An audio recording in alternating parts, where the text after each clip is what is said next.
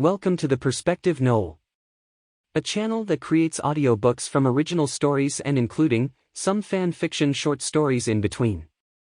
If this is something you're into, then feel free to like and subscribe so that you don't miss any of our new content.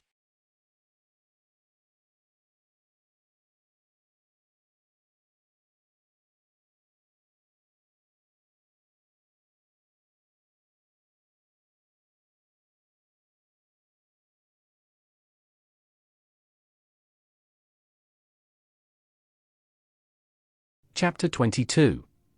The Gorferndain Special Forces. Charles, Laurie, and Anthony stood frozen with both shock and fear. For a moment, nothing was said, and the chamber was so quiet that the only thing that could be heard was the short breaths taken from everyone. Charles simply waved at them and then put both of his hands up in surrender, and Laurie quickly followed suit. "What in John Bar is this?" said a rough voice from inside the hole, and then one peeked its head through. It was a man with blue skin and long, sharp-pointed ears that stretched out over the top of his head. "Who are you and where are we?" Anthony was the one to recover his voice first, and realizing he was still in his Hulk form, he felt the need to stand his ground. "This is a prison," he said sternly. "But if you don't play your cards right, it can be your tomb." The elf gave Anthony a quick look and then pulled himself through the opening and walked right up to him with his crossbow pointed at his neck. "If you think you're the biggest thing I've taken down, then go on, make the first move." "Chrono, don't be so threatening." "These could be allies," said a female voice, and a moment later, she emerged from the hole with the same type of crossbow in hand. She was fit and just as tall as Chrono, but her ears were much shorter and there wasn't such a sharp point to them. Her white hair was pulled back in a ponytail. "Please, who are you and what are you doing here?" "We are here for answers." "We think a fairy has killed someone," Charles began, and then he recognized the crossbows and was amazed to see that they were identical to the one that was given to him by Thaddeus, the town manager of Jordan's Post. "I have one of those. Well, I had one of those. It was taken from me." "Oh, these things." "Yeah, they were crafted by our people, the Gorferndain elves," said the woman. "My name is Marla, and this is our captain, Chrono. We should have a few others down there, but I believe they are just making sure everything is clear in the tunnels." "Marla, we don't have time for proper introductions," Chrono spoke harshly, and he quickly moved over to the door and eyed the mechanism that locked it. "Row! Get your ass up here." A few seconds later, a slender blue elf came up out of the hole and rushed to the door to examine it. Anthony at that moment wanted to offer his assistance, but remembered that the Gorferndain elves had been trying to gather up all the Leo Mandarin paintings. "Hey, aren't you guys trying to steal the paintings?" asked Anthony with his fist clenched and ready to give it his all against the enemy. "Everyone in these parts believes that pile of lies," said another voice, and this time it was from a short blue elf who was almost as equally tall as he was round, and he did struggle a bit to get through the opening in the floor. "Hi, my name is Jode," he bowed and smiled greatly, and Laurie couldn't help but to mimic him. "It's true," began Charles. "I have seen the note to the wood elves of the Brunil Forest from the Queen of the Western Kingdom.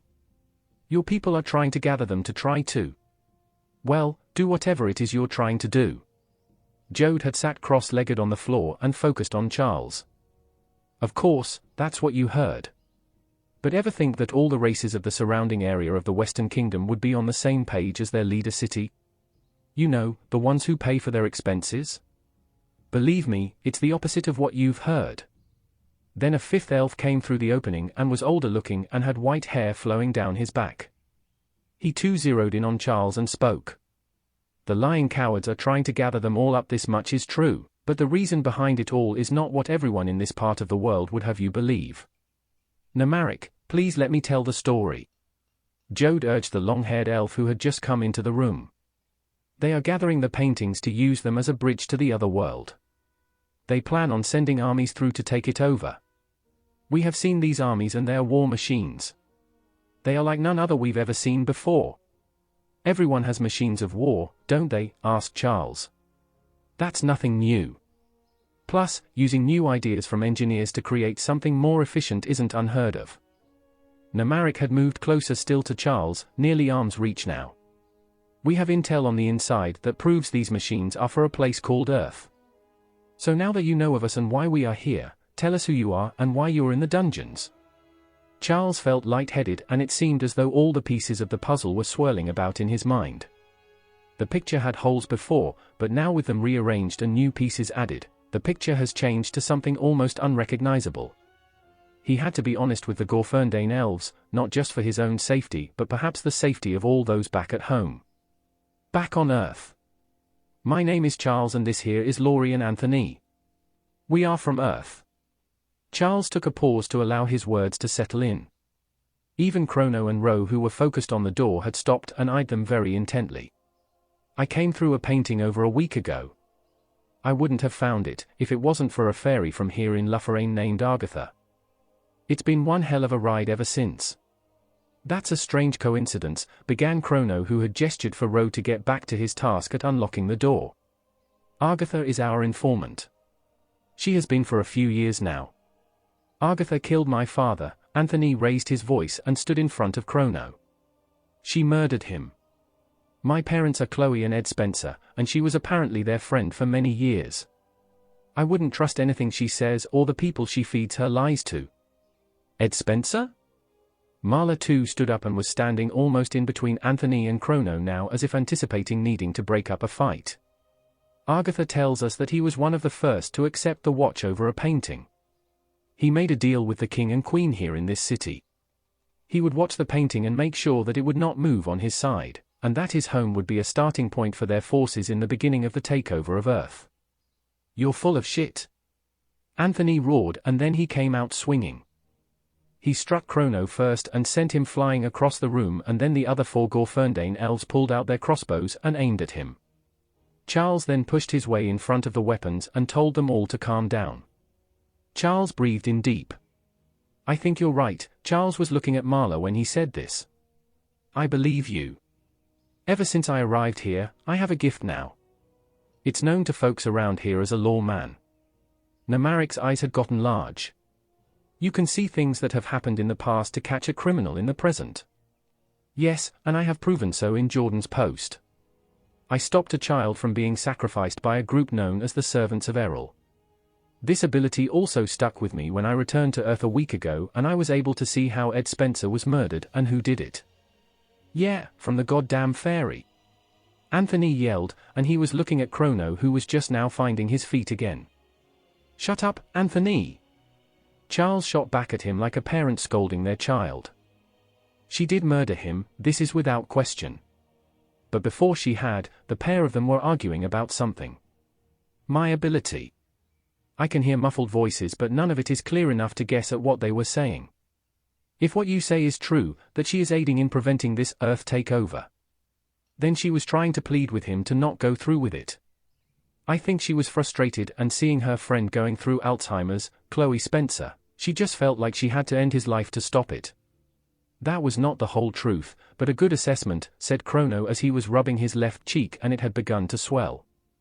The truth is, she was supposed to negotiate with him to not do as the leaders of the Western Kingdom had requested. If the negotiation failed, then she was told to kill him. She was, and is still our ally here in all this. I thought that the fairies were controlled by the Western Kingdom. Anthony asked. Yes, a woman by the name of Karen takes care of them, Jode answered as he was still sitting cross-legged on the stone floor. Argatha has been a double agent for years. She has been doing everything we'd ask her to, and she hasn't failed yet. Marla sighed. It must have been hard to kill Ed, think of it from her perspective.